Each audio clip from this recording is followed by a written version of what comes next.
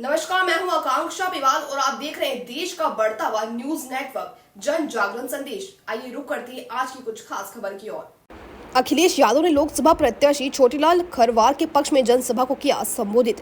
रॉबर्ट्सगंज के हाइडियल मैदान में भीषण गर्मी के बीच खचाखच भरे मैदान को संबोधित अखिलेश यादव ने पत्रकारों से बातचीत के दौरान कहा कि इस बार बीजेपी हार रही है, भाजपा की हार निश्चित है।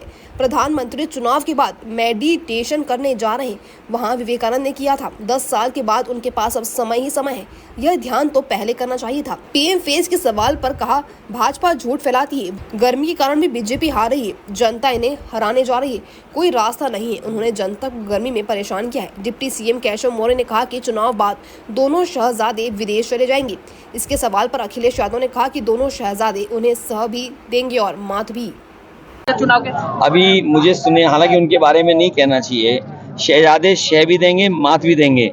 सुनने में आया है कि इस बार उनका टेंट खाली था और टेंट खाली में वो लोग बैठे थे जो टेंट हटाने वाले थे। वो चाहते थे जल्दी भाषण खत्म हो तो वो टेंट हटाने का मौका मिल जाए। उतने ही लोग टेंट में बैठे थे जो टेंट हटाने के लिए आए थे मजदूर। सर, बीजेपी नैरेटिव बना रही है कि अगर इंडिया जीतती है, इंडिया जीतती है तो एसटी एससी ओबीसी का आरक्षण वो मुसलमानों को दे देगी, ऐसा देखिए, जो आप पढ़े लिखे लोग हैं वो बात समझ लें। पिछड़े दलित आदिवासियों का आरक्षण अगर किसी ने छीना है तो बीजेपी ने छीना है। पहले पिछड़े दलित आदिवासी जो बच्चे होते थे, कंपटीशन में आते थे, वो सामान्य कैटेगरी में भी नौकरी पा जाते थे, उन्हें सामान्य मेरिट में भी शामिल कर लिया था। उनको अगर पाबंदी करके अपने अपने जो सेगमेंट है उसमें उनको बांध दिया है। पिछड़ों को अपने में बांध दिया, आदिवासियों को अपने में बांध दिया, दलितों को अपने में बांध दिया।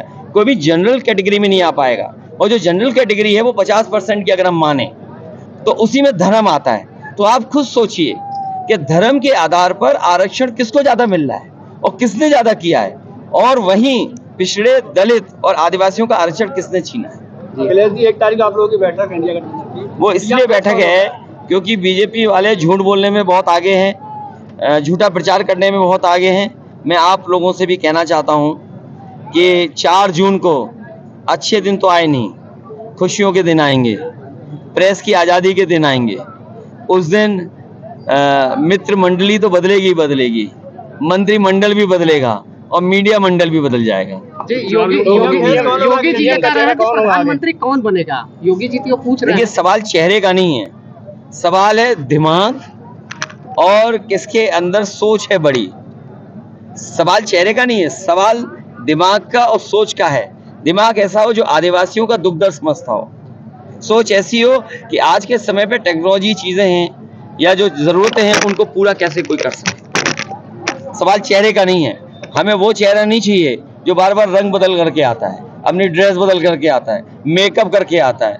हमें ऐसा कोई चेहरा नहीं चाहिए। हर चुनाव में ओपिनियन पोल दे रहे हैं बीजेपी वाले कि हम इतने इस चरण में इतना सीट जीत चुके हैं। तो जिसका दाना उसका गाना, जिसका दाना उसका गाना।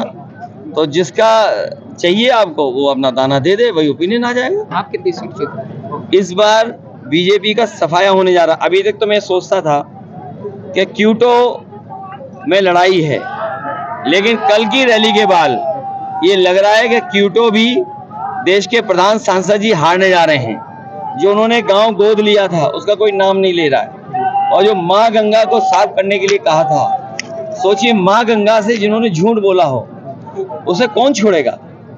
इसलिए काशी के लोग उन लोगों को सजा देंगे जिन्होंने माँ गंगा के लिए झूठ बोला है। आपकी व्यू में ठीक है, ये चुनाव बदलाव का है। और अभी तक जो देखने को मिला है, जो लोग कहते थे 400 पार, उन्हें समझ में आ गया है कि जनता का गुस्सा 7वें आसमान पर है। जो लोग 400 पार की बात कर रहे थे, इस बार 140 करोड़ की जनता 140 सीटों के लिए भी इन्हें तरसा देगी। जो महंगाई बढ़ी है, बेरोजगारी बढ़ी है और किसान की आय के साथ जो धोखा दिया है उसका इनके पास कोई जवाब नहीं है। इसीलिए जो लोग जनता का गुस्सा समझ गए हैं, वो न केवल खुद डगमगाए हैं, न केवल उनका आत्मविश्वास डगमगाया था, बल्कि उनकी जवान भी डगमगा गई। जो मुख्यमंत्री दूसरों को भ्रष्टाचारी कहते हैं, दूसरों को माफिया कहते हैं, आज सबसे ज्यादा खनन और सबसे ज्यादा सोनभद्र के रिसोर्सेज की चोरी कोई कर रहा है तो वो भारतीय जनता पार्टी और उनके सहयोगी लोग, और आप देखते होंगे कि सब के सब उनके मंच पे रहते हैं या मंच के आसपास रहते हैं। तो जो लूटने वाले हैं सोनभद्र को, वो सरकार के मंच पे रहते हैं। तो ये जनता सब बात समझ गई है, इसलिए जनता इन्हें हराने जा रही है। इनके पास कोई रास्ता नहीं है, और किसी भी जगह चले जाएं, उन जगह तो चुनाव खत्म हो गया है। सुना है कि जहां पर विवेकानंद जी कभी मेडिटेशन किए थे, वहीं पर हमारे देश के प्रधानमंत्री जी मेडिटेशन करने जा रहे हैं। ये मेडिटेशन की जरूरत तो पहले थी, 5 साल पहले या 7 साल पहले, जब आपको देश के लिए काम करना था। अरे 10 साल के बाद तो आपको फुर्सत ही फुर्सत है, आप जितना चाहोगे उतनी मेडिटेशन कर लोगे। और दूसरा, वहां तो भारत की सीमा खत्म हो जाती है, उसके बाद तो आगे पानी पानी है, पता नहीं कहाँ चले जाएंगे उसके आगे। कहीं ऐसा तो नहीं एंटार्क्टिका की तरफ जा रहे हो, क्योंकि गर्मी बहुत है यहाँ। कैसा मौर्य और याद रखना, ये गर्मी के कारण भी हार रहे हैं। जो जनता को परेशान किया इन्होंने गर्मी में, ये जनता इन्हें हराएगी इस बार। कैसा मौर्य ये कर रहा है। यहाँ हम किसान भाइयों को सावधान कर रहे हैं।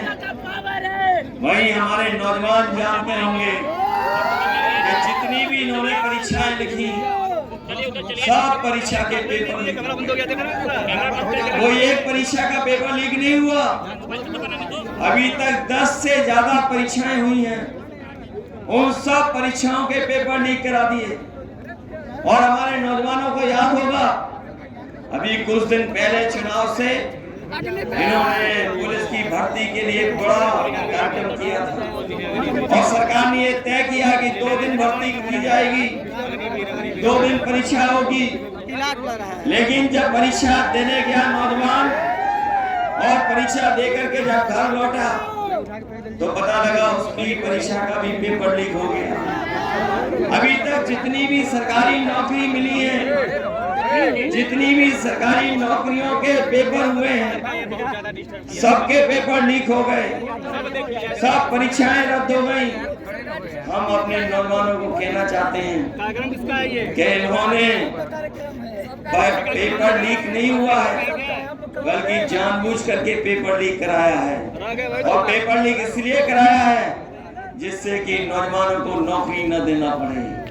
नौजवानों को कहना चाहता हूं, अगर बीजेपी ने रिकॉर्ड बनाया है नौकरी न देने का, तो इंडिया गठबंधन भी रिकॉर्ड बनाएगा अपने नौजवानों को नौकरी देने का।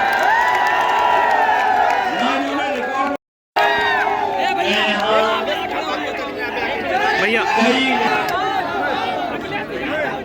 मुझे याद है जब मैं 2017 के चुनाव में भी आखिरी सभा मैंने यहाँ पर की थी, उसके बाद 2022 में भी की, और इस बार भी मैं चुनावी जनसभा में आपके बीच में आया हूँ। लेकिन मुझे खुशी की बात है कि जहाँ अभी दुर्ती से मैं होकर के आ रहा हूँ, उसके बाद आपके बीच में कल एक आखिरी मिर्जापुर है। कल चुनाव प्रचार का आखिरी दिन है और 7वें चरण का आपको वोट डालना है। अब हमारे आपके संकट के दिन खत्म होने जा रहे हैं। संकट के दिनों के लिए केवल 1 हफ्ता बचा है। 4 जून को परिणाम दूसरा आने वाला है। परिणाम को 4 जून को परिवर्तन का परिणाम आने वाला है।